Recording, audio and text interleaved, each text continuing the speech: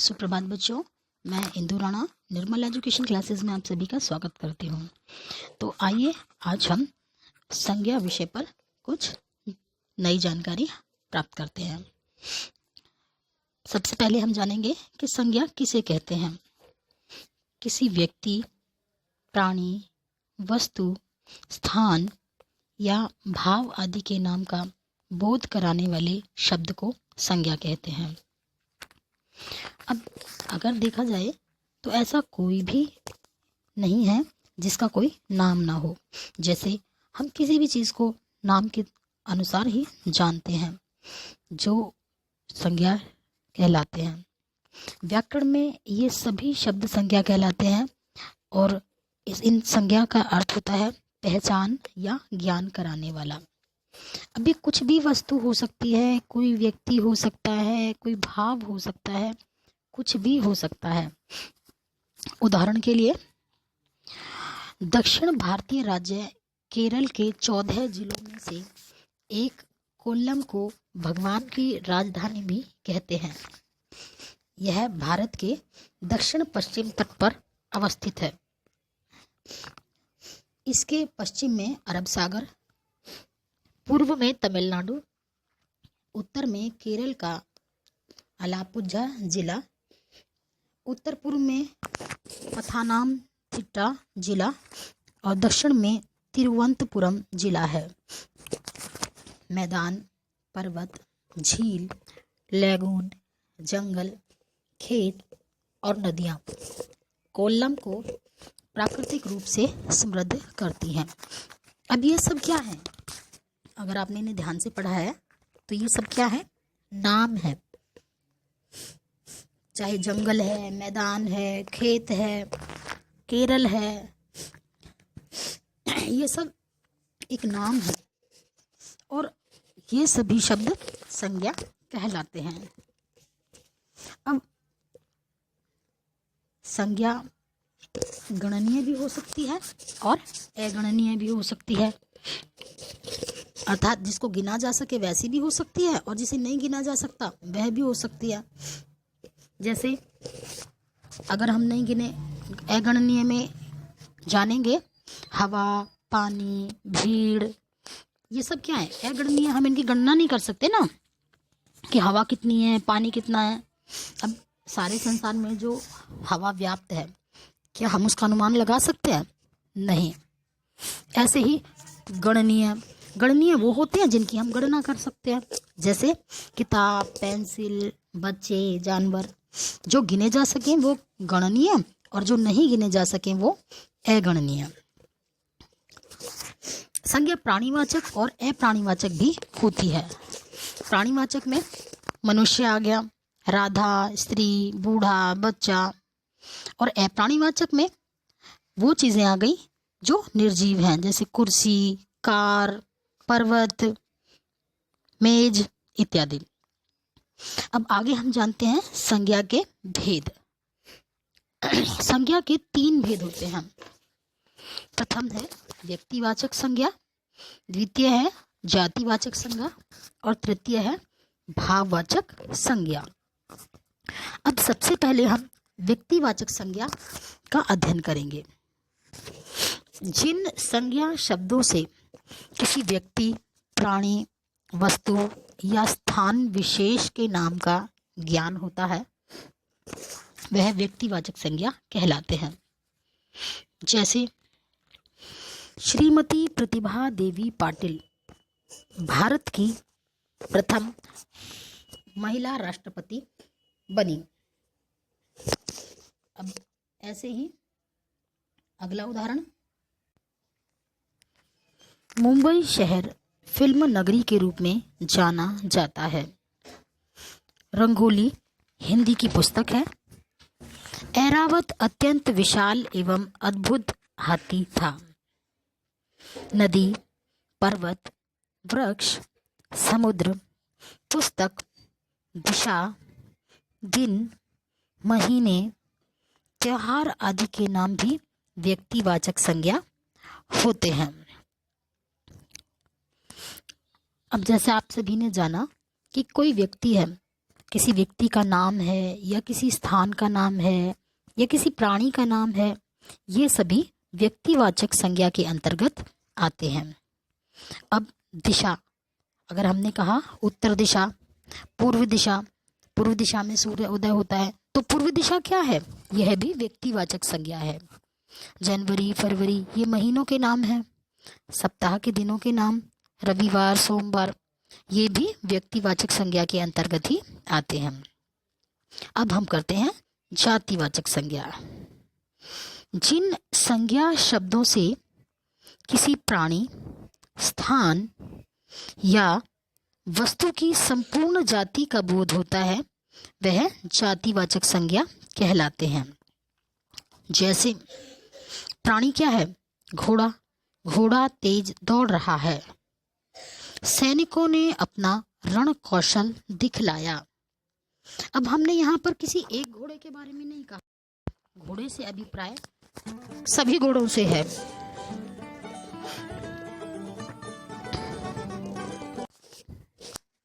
घोड़े से अभिप्राय हमारा किसी एक विशेष घोड़े से नहीं है। हमने कहा घोड़ा तेज दौड़ रहा है, तो यह पूरे घोड़े की जाति को बताता है। सभी घोड़े तेज दौड़ते हैं। सैनिकों ने अपना रण कौशल दिखलाया। अब सभी सैनिकों के लिए कहा गया है।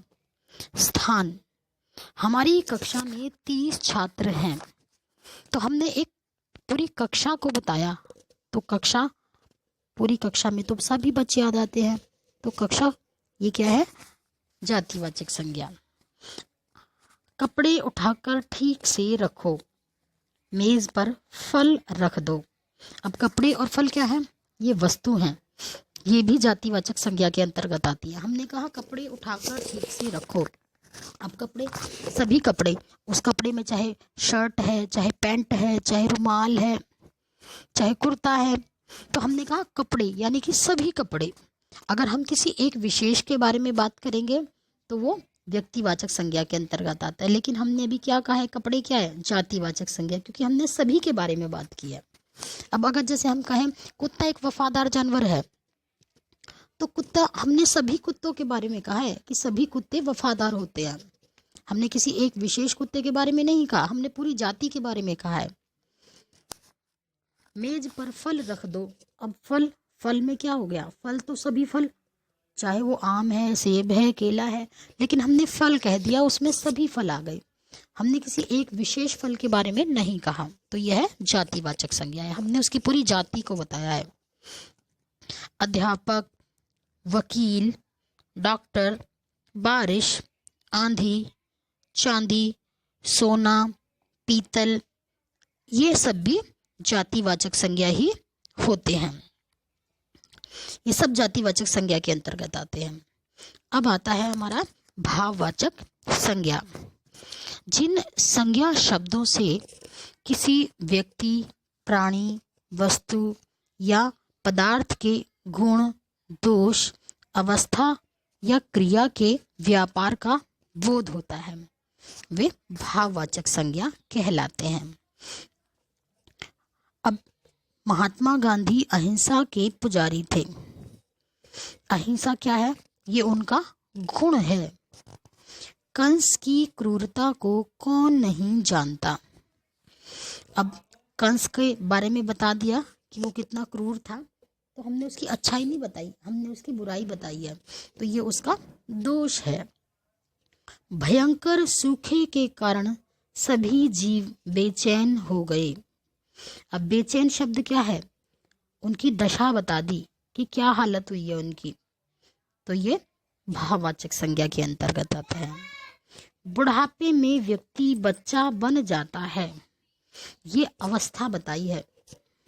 बच्चों, बचपन, बुढ़ापा, जवानी, हम इसे अवस्था कहते हैं, तो ये अवस्था के बारे में बताया गया है। सावन के महीने में चारों ओर हरियाली छा जाती है। ये क्रिया का व्यापार हुआ कि क्रिया, कोई काम हुआ, सावन का महीना आया तो उसका क्या फल हुआ? हरियाली आ गई, तो हरियाली भाववाचक संज्ञा है।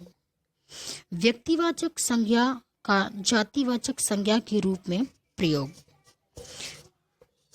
अगर हम व्यक्तिवाचक संज्ञा है, व्यक्तिवाचक एक पर्टिकुलर विशेष कोई है और उसके हम जातिवाचक संज्ञा के रूप में प्रयोग कर रहे हैं। क्या आपके पास बहुत बार क्वेश्चन आता है कि क्या व्यक्तिवाचक संज्ञा का प्रयोग जातिवाचक संज्ञा के रूप में किया जा सकता है? तो हाँ, इसका उत्तर होगा किया जा सकता है। अब इसका एक उदाहरण देखते हैं। आज के युग में हरिश्चंद्र ढूंढना बहुत मुश्किल है। अब हरिश्चंद्र ढूंढना बहुत मुश्किल है। हरिश्चंद्र कौन थे? वो राजा थे जो सत्यवादी थे, हमेशा सच बोलते थे। तो हरिश्चंद्र क्या है? एक विशेष व्यक्ति। वो विशेष व्यक्ति क्या है? व्यक्तिवाचक संज्ञा। और हम कह रहे हैं कि आज के युग में इतने सारे लोगों में हरिश्चंद्र को ढूंढना, अब हरिश्चंद्र तो आएंगे नहीं ना, हरिश्चंद्र जैसे सत्यवादी व्यक्ति को ढूंढना बहुत मुश्किल है। तो वो क्या है? सत्यवादी व्यक्ति तो कोई भी हो सकता है, आज के युग में भी हो सकता है, उस समय भी हो सकते थे, कभी भी हो सकता है सत्यवादी तो कोई। तो वो क्या हो गया?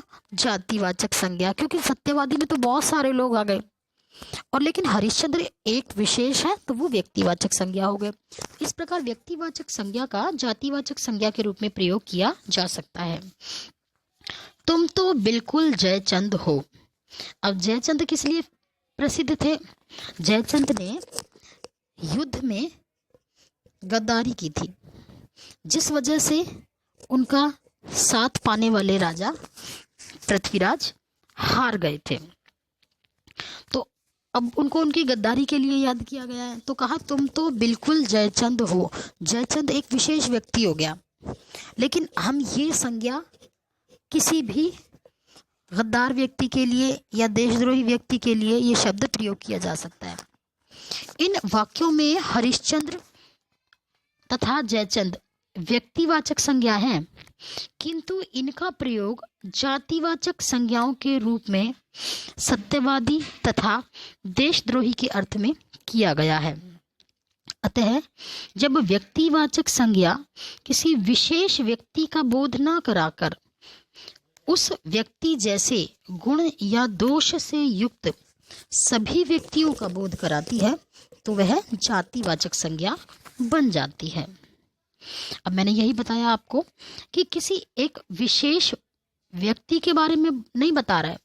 विशेष व्यक्ति होगा तो व्यक्तिवाचक संज्ञा में आ जाएगा, और अगर उस जैसे बहुत सारे व्यक्ति हैं, पूरी जाति के बारे में बता रहे हैं, तो वो जातिवाचक संज्ञा आ जाता है। जातिवाचक संज्ञा का व्यक्तिवाचक संज्ञा के रूप में प्रयोग। अभी देखो हमने क्या पढ़ा था? अभी हमने पढ़ा था व्यक्तिवाचक संज्ञा का प्रयोग था जातिवाचक के रूप में, और अब हम पढ़ेंगे जातिवाचक संज्ञा का प्रयोग व्यक्तिवाचक संज्ञा के रूप में। यानी कि पहले हम विशेष से सामान्य पर आ रहे थे और अब हम सामान्य से विशेष की ओर जाएंगे। कभी कभी जातिवाचक संज्ञा जाति का बोध न कराकर किसी व्यक्ति विशेष का बोध कराती है, तब वह व्यक्तिवाचक संज्ञा बन जाती है। अब इसमें क्या है कि सामान्य है, जातिवाचक संज्ञा है, और वो पूरी जाति के बारे में नहीं बता रही बल्कि किसी एक विशेष व्यक्ति के बारे में बता रहे हैं, तो वो जातिवाचक संज्ञा का प्रयोग होगा व्यक्तिवाचक के रूप में, यानी कि सामान्य से विशेष की ओर। गांधी जी के देश में हिंसा शोभा नहीं देती। अब गांधी जी एक व्यक्ति है और पूरी जाति के बारे में बता दिया कि जो ये पूरा देश है गांधी जी के जैसा है, सभी अहिंसावादी लोग हैं, हिंसा में विश्वास नहीं करते, तो फिर उन लोगों को हिंसा शोभा नहीं देती। नेताजी ने आज़ाद हिंद फौज का गठन किया था। अब नेताजी आपने देखा होगा बहुत बार अपने आसपास भी कि अगर कोई थोड़ा सा अपना नेतृत्व जताता है तो उसको ऐसे कह देते हैं, हाँ भाई नेताजी क्या हाल है, ऐसे बोल देते हैं ना आपस में। तो नेताजी क्या है? सामान्य व्यक्ति के लिए प्रयुक्त शब्द है, लेकिन ये जो सामान्य व्यक्ति के लिए प्रयुक्त शब्द नेताजी है वो हम विशेष अर्थों में प्रयोग कर रहे हैं। विशेष अर्थों में हम नेताजी सुभाष चंद्र बोस को कहते हैं, जिन्होंने आज़ाद हिंद फौज का गठन किया था। तो इसमें वही बात आई कि नेताजी ने आज़ाद हिंद फौज का गठन किया था। अब ये वो वाले नेताजी नहीं है जो हमारे आस पड़ोस में मिल जाते हैं, ये सुभाष चंद्र बोस जी के बारे में कथन है। और ये नेताजी शब्द वैसे हम किसके लिए प्रयोग करते हैं? किसी भी सामान्य के लिए। और ये वाले नेताजी कौन है? विशेष व्यक्ति।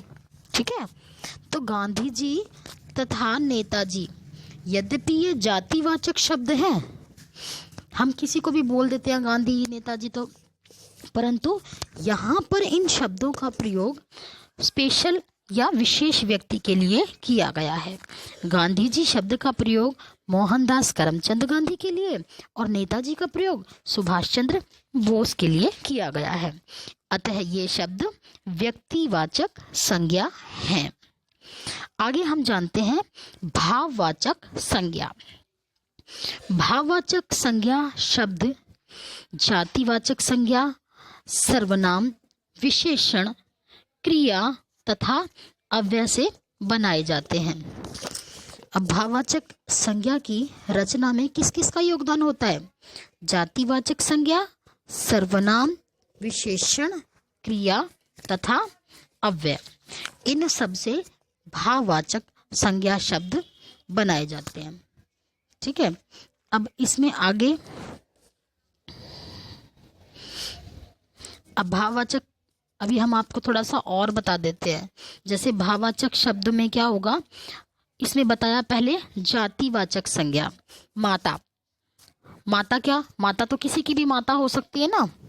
तो माता से जब हम भाववाचक संज्ञा बनाएंगे तो वो शब्द बनेगा मातृत्व।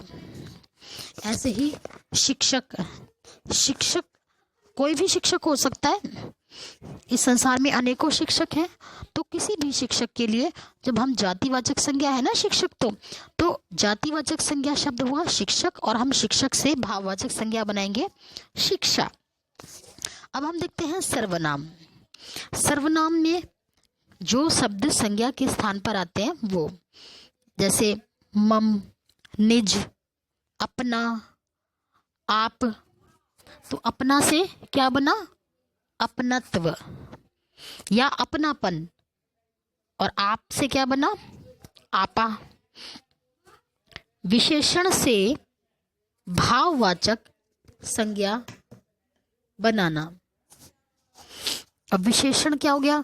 जो किसी भी की विशेषता को बताए वो, जैसे यह मधुर आम है या यह मीठा आम है।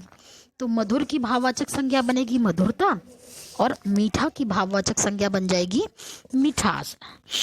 आगे है क्रिया।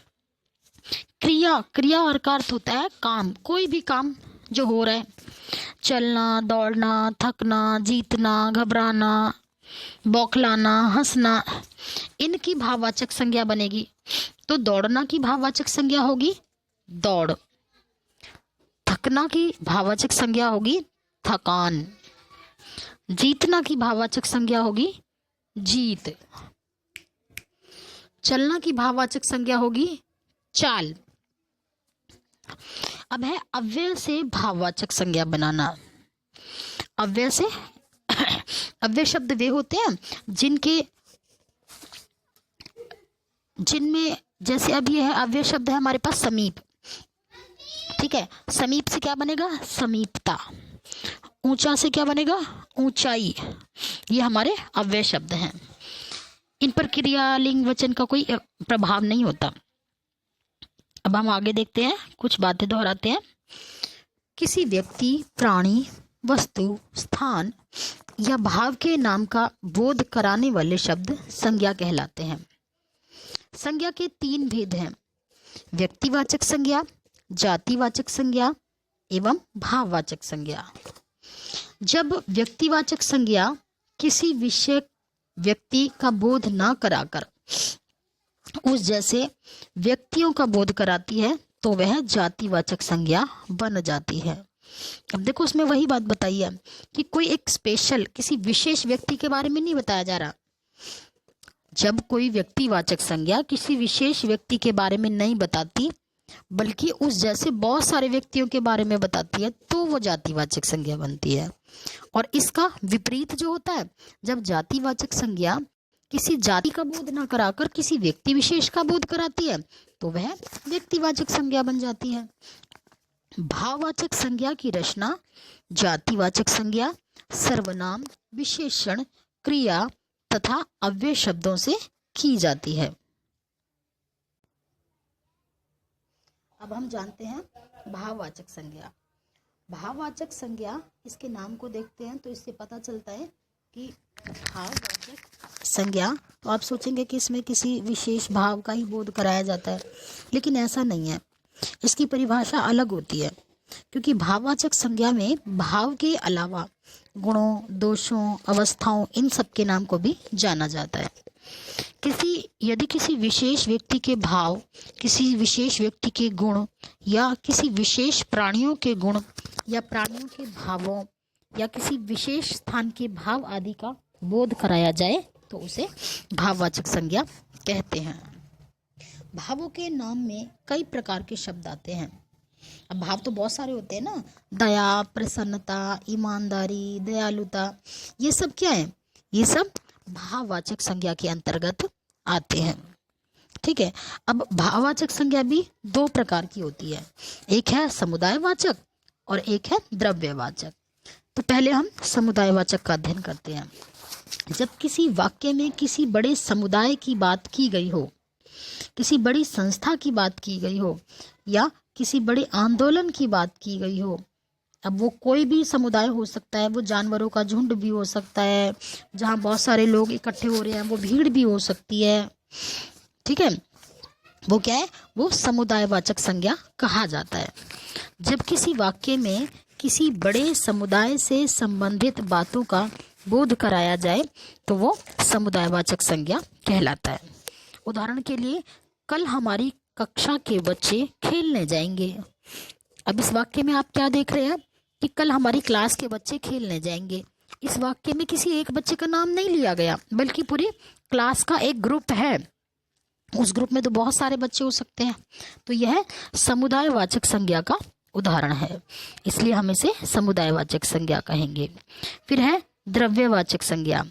जैसा कि इसके नाम से ही पता चल रहा है, द्रव्यवाचक संज्ञा, द्रव्य यानी तरल पदार्थ, जहाँ पर किसी भी तरह के पदार्थ की बात आती है, चाहे वो दूध है, पानी, तेल, सोना, चांदी, तांबा, पीतल, लोहा, ये सब क्या है? इन सभी चीज़ों का जो बोध कराए वो द्रव्यवाचक संज्ञा कहलाती है। तो आज संज्ञा के बारे में हम इतना ही जानते हैं। कल आपके लिए नए विषय पर जानकारी लेकर फिर से आएंगे अगली वीडियो में। तो मेरे चैनल को सब्सक्राइब कीजिए ताकि आगे आने वाली वीडियो का नोटिफिकेशन आपको सबसे पहले मिले। धन्यवाद।